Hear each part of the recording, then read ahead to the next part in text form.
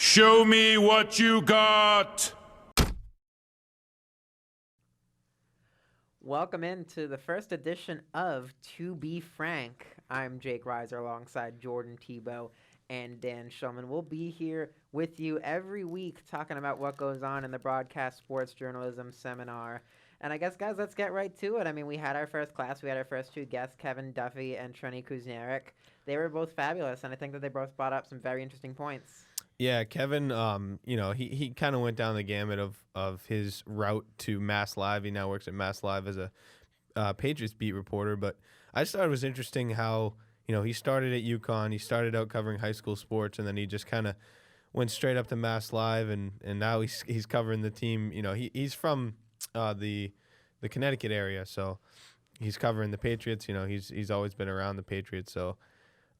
For Kevin, I'm sure that route was, kind of arduous, going through all the high school teams and all the grunt work he had to do. But he said everything paid off in the long run. He's glad he did it. And I thought it was cool to hear him say he didn't do enough in college, and he thought that, doing that grunt work really was the work that he needed to do. Yeah, and I really kind of related to what Kevin Duffy went through. He called it the old school way, where you go from covering high school to college to professional sports. And, that's kind of how right now I'm starting out. I'm working at the high school desk at the Boston Globe and eventually hoping to get to college and then maybe even the pros in the future.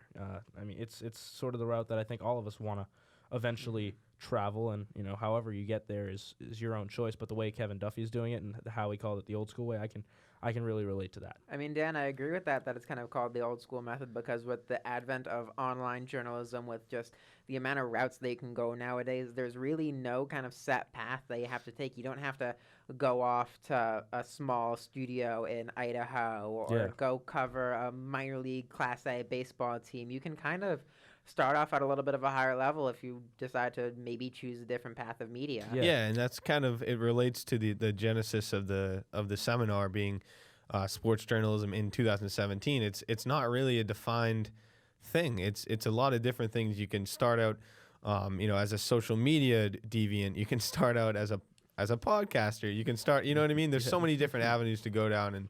And Trenny shared hers. She said that she started out in a really small market in the production truck, and she was one of the stories that she shared with us was she was running the Super Bowl with Brett Favre and running interviews with Brett Favre, and she was just kind of thinking, oh, this is what I would ask him. This is, but she was in the production truck.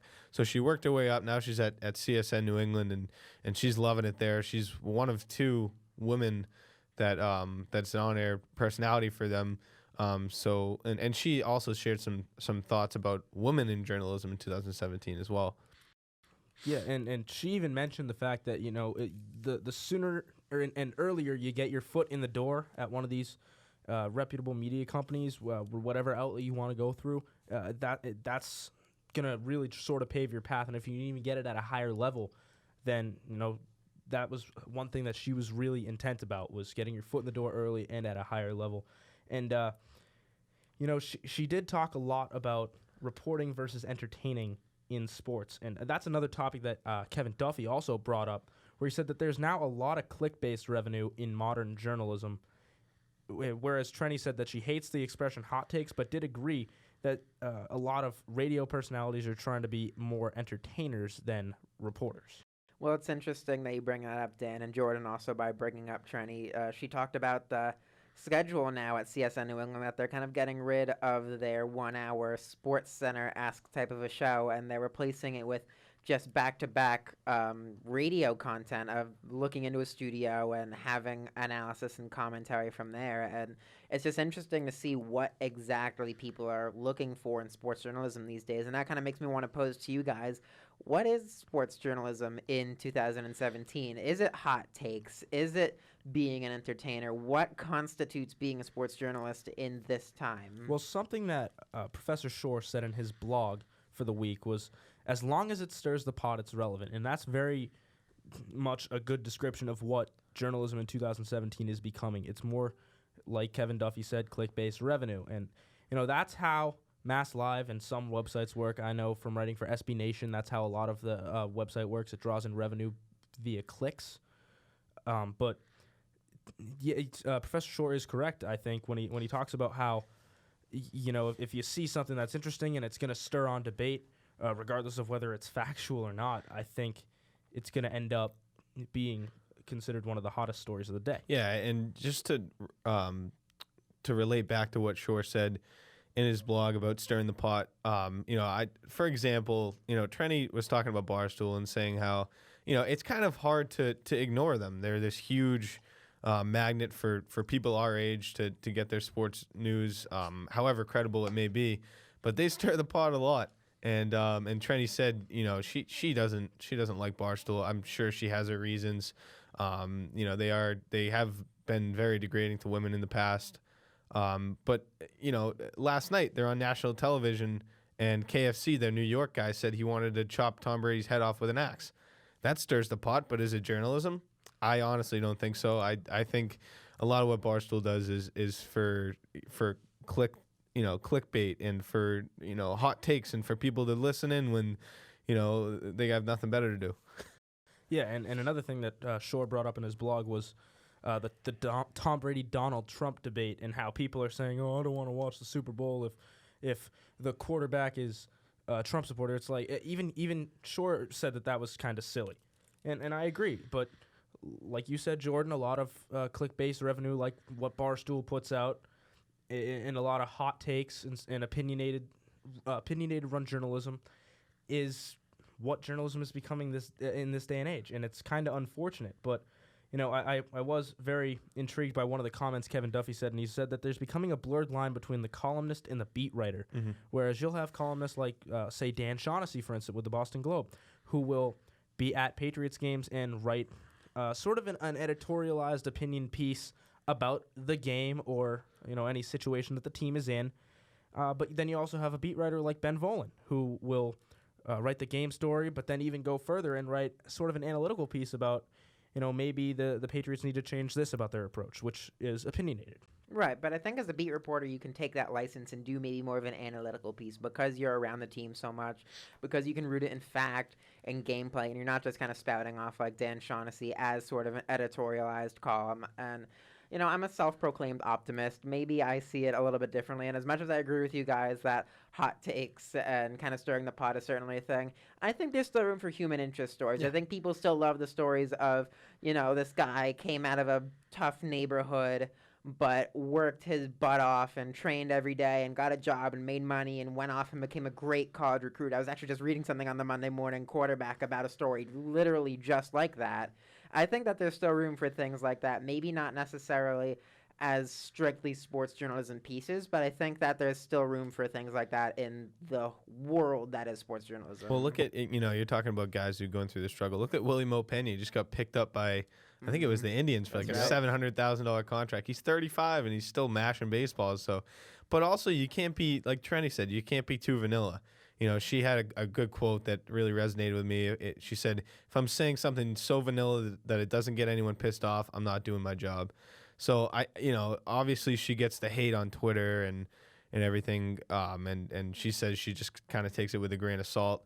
But, there's stories that kind of bore you to death. And then there's the complete other extreme where it's saying, I want to chop Tom Brady's head off with an axe. There's two different things, and if you're able to mix them both without getting too sensationalized, I think that's where sports journalism's going. I think, yes, you do need to do something that's different than your competitor. You do need to get the clickbait, but also you got to stick to the journalistic, code of ethics.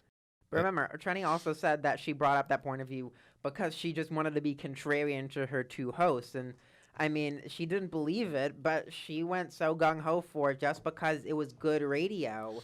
And sometimes that's just what you got to do. You got to make sure that you find something that's contrarian, make sure you generate a debate. That's what gets the most listeners at this point.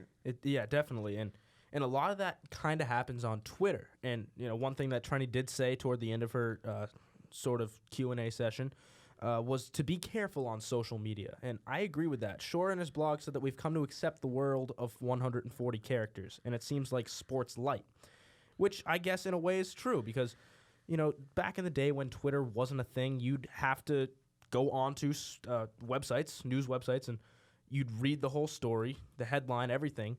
And nowadays, you just look on Twitter, and I mean, the story's pretty much spelled out for you play by play. So journalism in that regard is also being sort of washed out because everyone just goes on Twitter for news now. No one really will go to NewYorkTimes.com on their own unless they're on Twitter and they click the link that sends them to NewYorkTimes.com.